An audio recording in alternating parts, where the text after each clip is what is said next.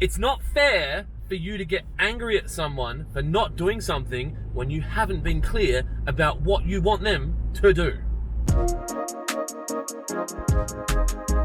Good morning and welcome to In the Car with Clint number 49. I am driving down Grand Junction Road, heading to Dry Creek, and there's congestion expected, but that's fine. So, I've talked about this before, but I want to talk about it again, and this one's more for me than anyone, I think, but there will be ill feelings or anger if there is a misalignment of expectations, and this is driven from a lack of communication. Now, I'm very, very guilty of this, and I'm often getting annoyed at people for not doing things how I want them to do it, but I'm not making myself clear around what I want them to do. And as a business grows, it's harder and harder for you as a leader, no matter where you are, or no matter, this is around everything. This is around business, this is around family, this is around friendships. But I'm talking around the context of business, and I can only really talk around my business, because that's the only business that I have. We're over 30 staff now. We've got 3 locations, there's 4 companies, there's just scatterings everywhere. And so I need to work out better ways to communicate with people, and I need to make sure that I am communicating and over-communicating my expectations politely so that there is no ambiguity, so there's no disappointment from my end around people doing or not doing the things that I want. Now, this is going to be a real strong focus for me inside the businesses, probably for the next quarter, around me really clearly outlining the roadmap for the next 3 to 5 years. I haven't done it much before because I don't really know what's going to happen next year.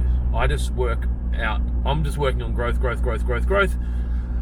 So for me to put a 5th year target in place is just kind of dumb. But we're at that size now, and it makes sense to me for us to do it, so we're going to do it. Now, once that's in place, the next stage is for us to clearly communicate with the team what their part in that is, and then find out from them what they need to ensure that they can do it. And then it's easy. This is what I want. Can you do it? Yes. Do you need anything from me to help you do it? Yes or no. Work down. So that's the focus for me for the next quarter, like I said. And then we will be continuing to revise the applications that we could use to do that. So we're currently using WhatsApp for group communication, obviously email for some stuff. We use Asana for customer relationship management and task management. I'm having a play with Notion at the moment for brain dump mapping across all the companies and my personal life. I've got Evernote. I don't use it much. I'm just having a bit of a play with all the different apps. And in some cases, free apps. We'll use the free version of Asana, and that's, we're doing $1 million a month with the free version of Asana as our CRM. And I know anyone out there that's using Salesforce or the other ones is probably laughing and going, well, imagine what you could do if you spent $300 per user per month, but that's my thing. So yeah, I guess the point of this all is to communicate clearly with the people around you, around your expectations, and communicate politely with the people around you, around your expectations. And then you don't just stop with the first communication.